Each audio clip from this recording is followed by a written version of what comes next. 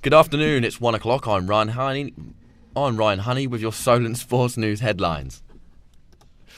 A Russian figure skating star could be thrown out of the Winter Olympics.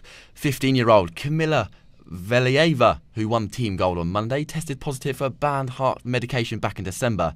Four-time Olympian Paula Radcliffe believes it's much more worrying just because of how young she is. If it is being introduced from somebody around her, they do have a duty of care also to a 15-year-old. So it's hugely concerning. It's concerning for the people who've had to compete against her because yet again, they're not getting the opportunity to compete on a fair and level playing field. Elsewhere, the Beijing Hoodoo continues for Great Britain as they're yet to win a medal at this year's Winter Games.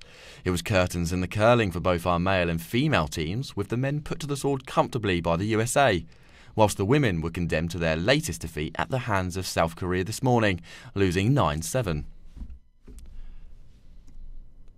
Could today be the day for the Brits to stamp their mark down on this year's Games, with Matt Weston and Marcus Wyatt set to battle it out in the men's skeleton? On to football now, and Southampton will be looking to keep their good run of form going when they take on Manchester United tomorrow lunchtime. The Saints, who have lost just 1 in 9 and came back from 2-1 to win 3-2 against Spurs on Wednesday, both teams have showed very contrasting form in recent weeks. I'm joined by Saints season ticket holder Bryce Dencham. Bryce, what's the general consensus at the club right now? Yeah, I think as of since the winter break, obviously we got that brilliant result at Tottenham, and the FA Cup game was a bit cagey. And realistically, I feel like we should have lost, to be honest, if it wasn't for that great goal from Stuart Armstrong. But yeah, the second half of this season has started really well, and I think we've just been a little more consistent and a lot better at the back, and it's really feel good at the minute with Ralph and the new owners, and it's quite an exciting time to be a Saints fan, especially with the summer coming up. Obviously, Ralph raised a few eyebrows in recent times on Wednesday, announcing that he may leave the club. What does that say to the fans? To be honest, it came out of the blue for the fans. I initially thought it's quite a strange thing to come out. But however, football is it's very accelerated. Your careers are quite short in football. And I think a lot can change in those 2 years. I mean, for all we know, Ralph might hit a poor run of form and be sacked anyway. But I think it is also a bonus for the owners or the Matt Crocker. So it gives him a plan. He can maybe prepare for the next manager to come in if Ralph does leave in 2.5 years. And just finally, what can Southampton achieve this season? I reckon, to be honest, the best we could probably get to is around top 10, maybe 9th. We're at 11 points off Champions League. Obviously, that's never going to happen. But we're also comfortable from relegation. So just a top 10 finish and try and get as much money as we can in before the summer and improve the squad, hopefully, in the summer and get some more good young players in. Perfect. Thanks, Bryce. Leicester manager Brendan Rodgers was proud of his players despite last night's 2-0 defeat to Liverpool at Anfield. Missing key players such as Jamie Vardy, Timothy Castagne and Johnny Evans, Rodgers believes his side can eradicate errors and push through this tough run of form. You only need to look at the players we've had available to tell you, logically, you're not going to compete. But for us, it was much better tonight.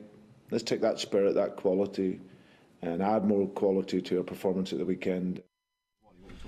Newcastle could be without star signing Kieran Trippier for a number of weeks after he came off injured in midweek win against Everton. The England international fullback scored a free kick on Wednesday before being forced off. Boss Eddie Howe says the club can't really afford to be without him. He's been so important for us in recent games. I thought he was outstanding against Everton, highlighted by his free kick, brilliant execution. But his all-round game I thought was so good. It'd be a big blow to lose him, but we'll wait and see. Meanwhile, Arsenal maintain their top 4 hopes with a 1-0 victory over Wolves. Brazilian defender Gabriel netted the only goal of the game, whilst international teammate Gabriel Martinelli saw red in freakish circumstances. Michael Oliver brandished 2 yellow cards in the space of 30 seconds, but the Gunners held on for the points. We're joined by James Rand now. He's looking ahead to the weekend's fixtures. James, what do you think is going to happen? Not too sure, really. I think there could be some good games going on. I think I'm quite interested to see the Southampton United game. I think definitely, like Bryce said earlier, United have not been in good form recently, and Saints are looking pretty good. Obviously, it's at Old Trafford, so the fans might not be on the team, which is always quite dangerous at Old Trafford as well. And I think I can only see Liverpool probably beating Burnley as well. I think they're probably the 2 games that I think are just definitely foregone conclusions. Burnley pretty toothless, aren't they? Not much going on. Whether they've got Wout Weghorst or not, I don't think too much is good for Burnley. So Liverpool win there, and comfortable weekend. I think City to extend their points as well. Perfect, James. Thanks very much. On to rugby now. Wales boss Wayne Pivac has heaped praise on two of his star players ahead of their must-win Six Nations clash against Scotland tomorrow. Fly half Dan Biggar and centre Jonathan Davies are set to make their 100th Test appearance as the Dragons aim to get their first points on the board. You play 100 Test matches, it says a couple of things. The resilience, the ability to get selected week in and week out over a long period of time. So their form's always good. Those players work hard. They make sacrifices. Looking forward to both of them getting out there and celebrating. Four-time Formula One world champion Sebastian Vettel believes Michael Massey should remain as FIA race director. It's a shaming to see that it's focused on one man. I think he probably had a very, very difficult position on that day, and we probably should focus on making the rules better and more clear. So I understand why there's been so much focus around him.